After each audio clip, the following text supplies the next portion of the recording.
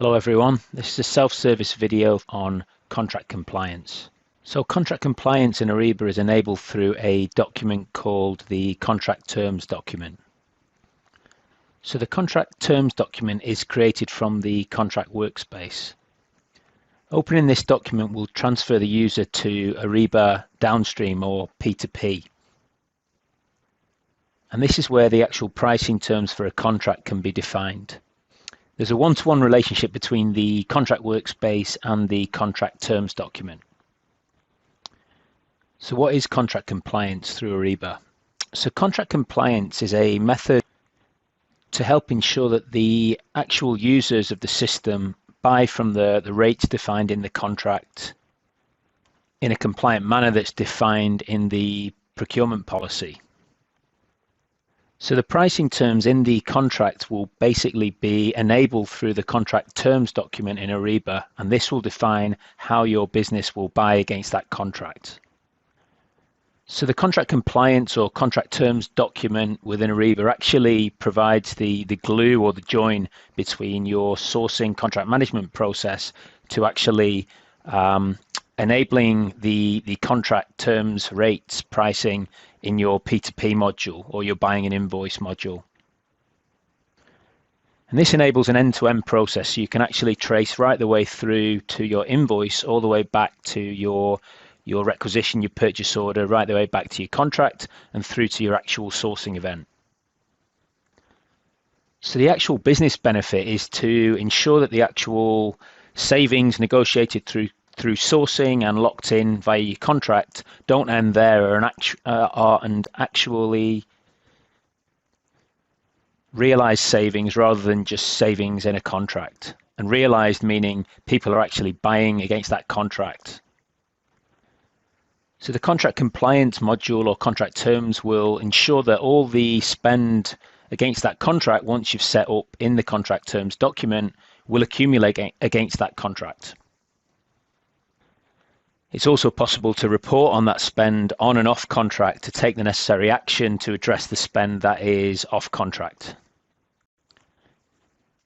So contract compliance in Ariba should be used whenever a contract's in place, whether it's a goods or services contract. There should be a method, an attribute that you can set up via the contract terms document to ensure that you're using the right buying channel for that category of contract.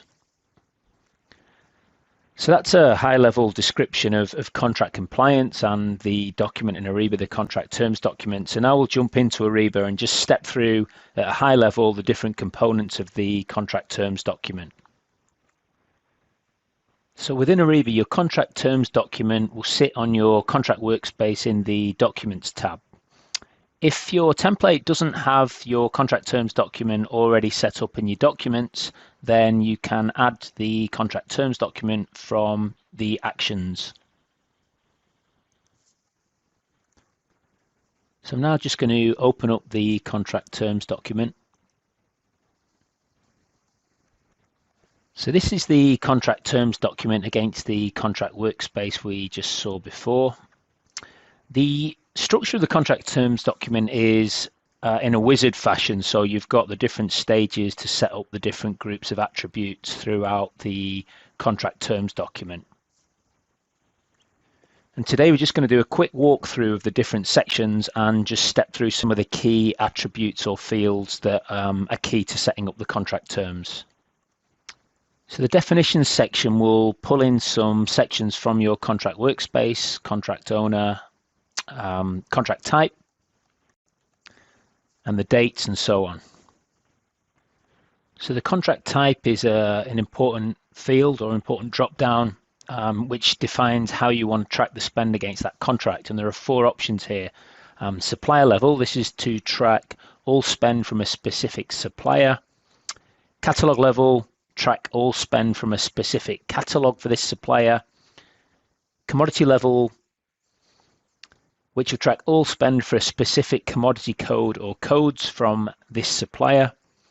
And item level, which is where you define and track specific items from the supplier. The next field I wanted to explain is release required. So where you select yes here, release means does the contract require a purchase order for a supplier to invoice against that contract? And yes means yes, it does require a purchase order. Examples of categories here for where a purchase order would be required would be your standard categories: stationery, IT hardware, IT software, defined services. Where no release is required or no purchase order needs to be created to invoice against the contract is, as mentioned, where a supplier is able to invoice directly against the contract, reference the contract, but without a purchase order. Some examples here would be utilities, certain services, and fixed or recurring fees. The next section, section 2, is the limits section. This is where you can define and set up some controls on minimum and maximum limits, whether it's at a contract level, an item level, and also where you can define specific approvers when a limit, whether it's minimum or maximum, is reached. The pricing terms section is where you would define the actual items if your contract was at an item level, or a rate card. This is where you would define that rate card, or even your specific catalog items, which would be derived from your contract. And in the case of catalogs, for an example, the items would then be pushed into your catalog in P2P Ariba for people to actually add to their cart and buy from those catalog items linked to the contract. Section 4, milestones. This would normally be defined for, say, project work where a project is being delivered over, for instance, 1 year, and there is specific phases of that project that you want to track through predefined milestones as per the contract has been agreed and set up with the supplier. Section 5, access control. This is where you can define the notification list when your contract is nearing the limit, the available limit. So the people who are defined in the notifications will be automatically sent an email to take action when we're nearing the limit.